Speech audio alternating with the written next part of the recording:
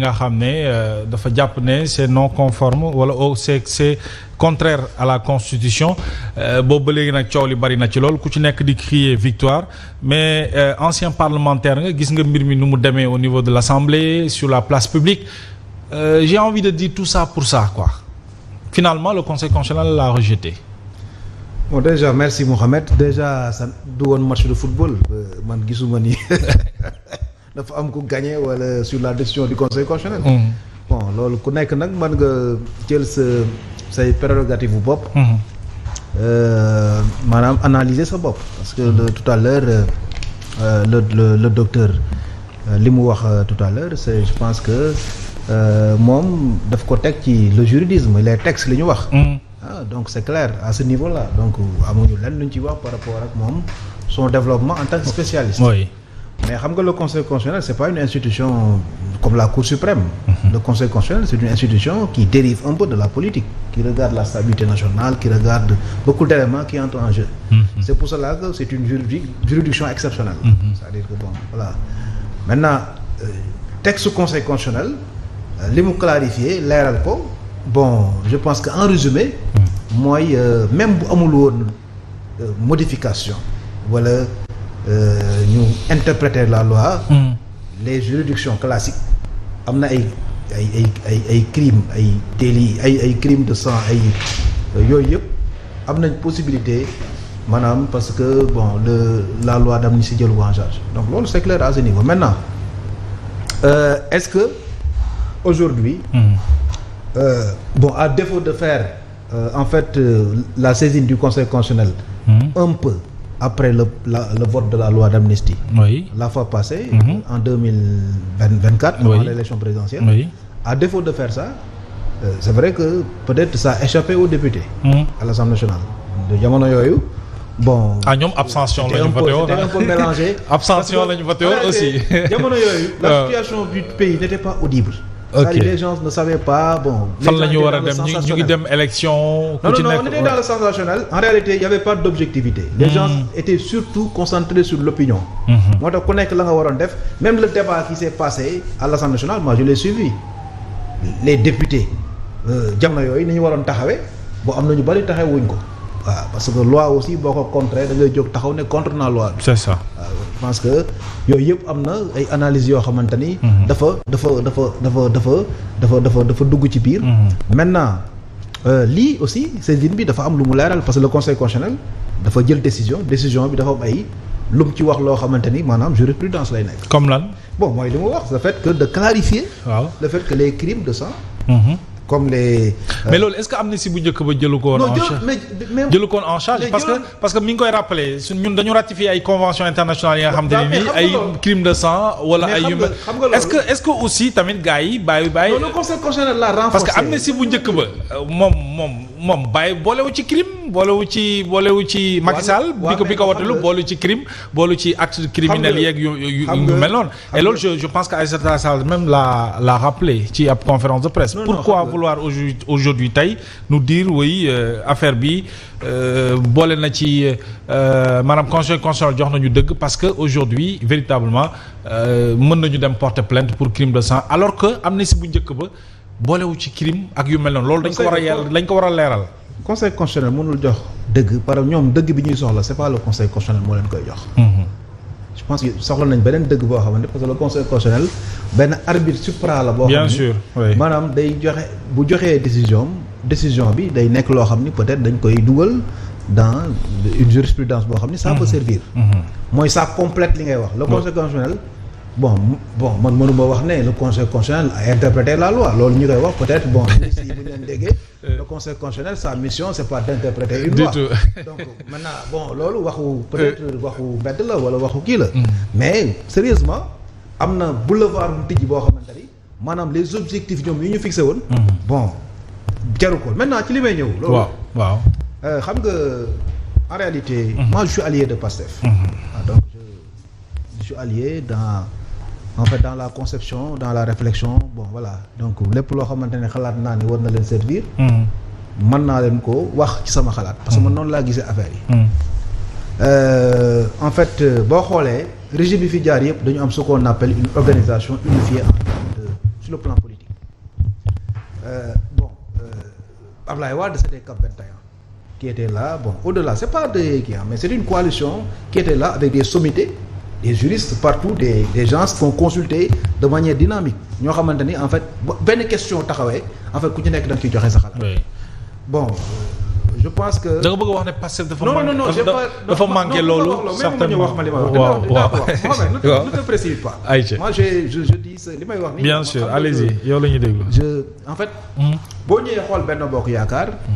en fait dafa amoon une coalition politique autour de Benno Bokk Yaakaar te coalition boobu dafa second tour. second tour la amee. Bon, je veux dire Benno Bokk Yaakaar c'était pas simplement wala Cap 21 en fait une coalition de partage de postes. Ça c'était la partie visible. Mais moi je connais parce que j'étais avec Moussa Agnès, je sais un peu, j'étais à ses côtés. Je savais qu'il y avait une conception intellectuelle. Après ñoom la visibilité bi ngay gis ça veut dire il y avait des répartitions de postes un peu partout. jox nañ kii mais il y avait de la réflexion intellectuelle. Parce que man bon am na ay notes yoo xamante ni daan naa fekkee fu ñu koy rédiger. C'était sur des une loi de la majorité. En fait ça doit être discuté dans la majorité. maanaam képp ku ci am sa xalaat. nga joxe ko. Parce que en fait moi je pense que dans la conception l'initiative parlementaire revient aux députés. Mais il y a des questions yoo xamante ni wala une loi qui engage l'unité nationale, qui engage beaucoup de questions. Moi je pense que ça ne peut pas, il faut que ñu inclure ko. Très bien liñ ci war a def ñu def ko ci. Très bien bon am na quelques insuffisance yoo xamante ne il faut le reconnaître, il faut l'accepter. Donc sur la question matérielle, sur la manière de kii xam na que bon man loi bi en tant que parlementaire quand j'ai regardé bon en fait toute la loi bon bi ma xoolee ñu dugal ko amoon naa ci quelques inquiétudes quand même. Alors mais Malick ñoom li ñu bëgg mooy ñu leeral acte criminel torture yeeg yu mel noonu aujourd'hui non conseil constitutionnel leeral na ko. waaw d'accord mais dama lay wax bëgg-bëggu instant bi Pastef mooy li ñu dundoon ñoom de 2021 2023 torture yeeg acte criminel yi ñi ñu faat te ñu jàpp ne régime mu ñoom Ablaye ñoom ñoo ko def ñoo leen faat loolu yoon ñu mën a dem ci yoon ñu éradiquer ko ñu leeral ko est-ce que aujourd'hui newul loolu tey moom moo nekk ci seen kanam ñu teg ko gëlëmal leen quelque sorte ba ñu dem attaquer la loi d'amnistie. oui non c'est-à-dire que il faut loolu aussi bon c'est difficile parce que ku vivre loolu mënoo xam man j'ai quelques des proches boo xamante ni ndeysaan un garçon qui a été xel mi xawoon a dem tuuti bon dans les manifestations mu nekk ci manifestation il a été tué comme ça bon de manière dans ma commune. Très bien. Je te dis des gens qui ont vécu des situations extrêmement difficiles. Mais ces questions-là mais moi je pense qu'il faut qu'on les règle pour l'intérêt supérieur du Sénégal. Très clair. Parce qu'on ne peut plus accepter que la politique soit dérivée à en fait 83 morts, 80 morts pour prendre. Ça veut dire que on va aller bientôt on a fait un an de pouvoir. Ça passe vite. On va aller vers 2029 rapidement. Donc ça veut dire il faut. Mais justice bu waree trancher dafay trancher ci ñaari pàcc yëpp. parce que il y a eu quand même des actes criminels. ay bus yu ñu taal ay cocktail molotov. lépp laa wax. waaw ay nit ñu yàqal seen kër taal seen kër. c'est-à-dire que lépp lañu war a xool. c'est clair oui. on doit regarder en fait bépp acte délictuel. waxuma crime sax on doit regarder. xool ce qui s'est passé. Situer les responsables. Parce que le problème c'est pas simplement de prendre des gens et de les accuser, de les mettre en prison. Le problème, le Sénégal a besoin de réécrire cette page de l'histoire pour ñu xam en réalité qu'est-ce qui s'est passé. ñu xam les responsabilités ba ëllëg maanaam kenn du ko ñemeeti def. C'est important. Politique aussi bon yow yàgg nañu wax moi je n'ai jamais été dans le syndicalisme politique. Le débat ñun bon yow xam nga que man dama jàppewuma politique comme une confrontation physique. comme xeex loolu dafa war a dañ Sénégal képp ku am sa projet politique mais nga war a def sa pour wax ak sénégalais yi de manière boo xamante ni direct ci ay xalaat buñ lay fal ñu fayal la ci xalaat fal la ci xam-xam fal la ci projet fal la ci maanaam yow li nga bëgg a def Sénégal mais on ne peut plus utiliser en fait je veux dire le sensationnel pour loo xam ni yow yaa koy créer et je termine par là où par exemple le doyen fi mu doon wax le président Macky Sall li mu doon def loi bi le président Macky Sall il a posé 2 actes yoo xam ni man dama jàpp ni actes yooyu bon voilà dugal na ci Sénégal situation boo xamante ni maanaam li ñuy dund nii sax actes yooyu il a reporté l'élection présidentielle j'étais en campagne je dirigeais la campagne de mon ami Déthié Fall on était sur le terrain je devais aller à Mbour caravane l'après-midi préparer investir beaucoup d'argent des centaines de millions jékki-jékki il prend un acte ne reporte l'élection présidentielle loolu c'est de la haute trahison. Ah bon? Non man su ma doon interpréter trahison je le dis ici. am naa mbay dinañu non parce que beneen bi ma lay wax di ñu ko leeral. non nañ ko beneen bi. waaw. mooy mu taxaw ne man dans tous les cas le 2 avril damay def. waaw. non attention peut-être bu waxuloon loolu second tour am non il a dit dans tous les cas le 2 avril damay dem. Les Sénégalais non comme day dem léegi ñun nañu xool nan la ñuy def ba buy dem ñu am président. Il a joué. Moi, j'ai reçu des sondages la veille de l'élection, une semaine avant l'élection, j'ai reçu des sondages. te xam naa ne ñeneen ñi jot nañ ko. Il y avait un second tour à cette élection-là. Et puis le second tour, bon, l'option du second tour, man moom laa gëm, je le défends.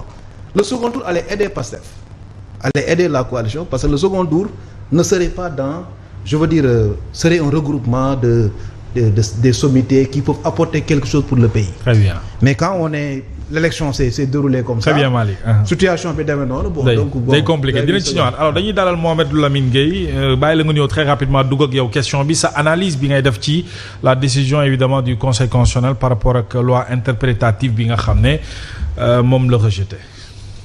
D'abord Mohamed ma lay remercier bu baax ci invitation bi. jërëjëf di nuyu ñu ma bokkal plateau. di nuyu monsieur Gueye defe naa fàtte nañoo bokkoon. non clé USB.